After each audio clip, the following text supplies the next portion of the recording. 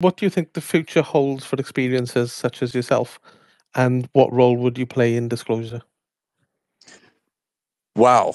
Okay, yeah, that's what. That's a great Yeah. question, man. Yeah, that's why my brain went in so many different directions because it could be answered in so many different ways and so many different derivatives. But let's go back to Adolf Hitler.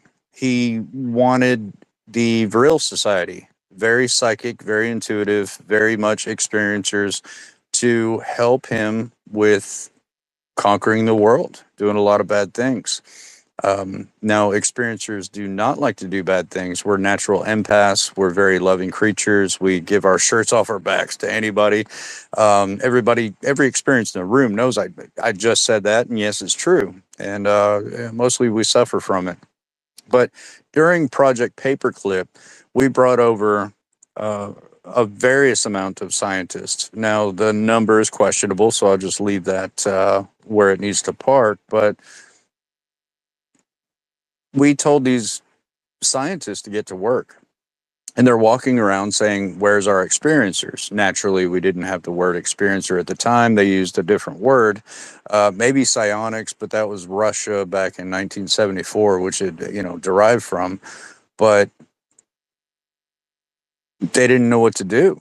We can't invent things without our experiencers. So then, in part, it became an American tradition through USAPs, unacknowledged special access programs, and also private industry that were involved with the DoD to employ these people that were hiding what they were, releasing them from that kind of prison and putting them to use into full blown experiencer mode.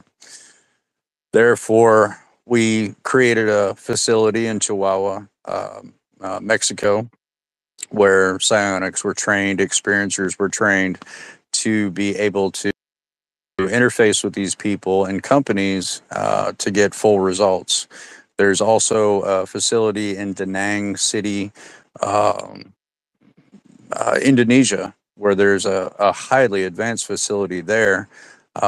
They use children, they use women, they use innocent people, they use alcohol, they use drugs, various mixtures of things to try to put the quintessential experiencer into a state in which they can channel or ultimately, hopefully, the what we call the Akashic records.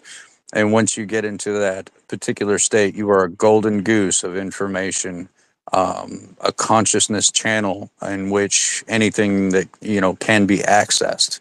So experiencers don't exist. UFOs exist, but experiencers don't exist because we're still, whether we're at home with our wives or working a job as an accountant, we are still a product of the Cold War when it came to psychic warfare.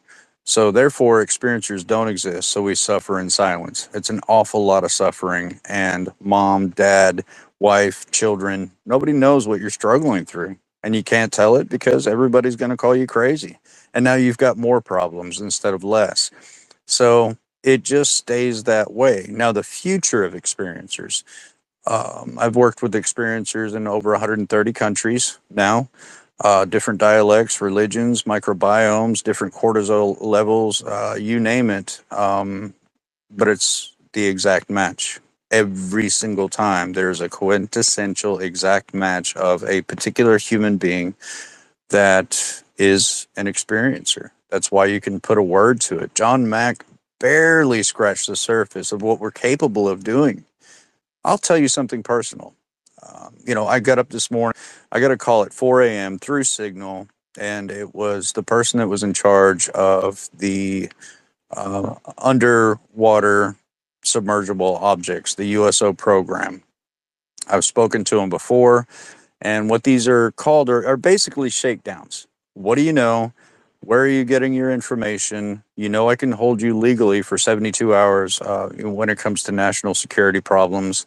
Listen, guys, I don't live a normal life. I would love it. I miss it. I go to park benches and watch it, where a man and woman, they're holding hands and they have a family, they have careers, they have all this stuff going on. And I just kind of watch it like, wow.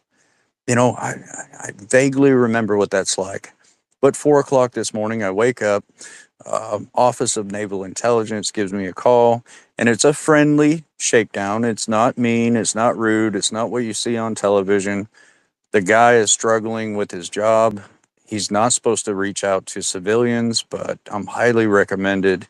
And we had a 5 hour conversation instead of a 72-hour conversation locked in a hotel where I can't go anywhere. Um, what is the future of experiencers? That's something that is going to be very profound to hear, because most experiencers don't know.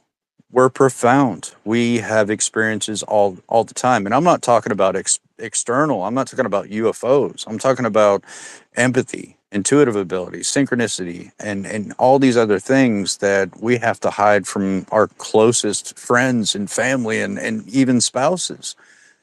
If we're free to fucking be who we are, in a society that's willing to accept who we are, the world will change overnight. There's no need for UFOs to change our society.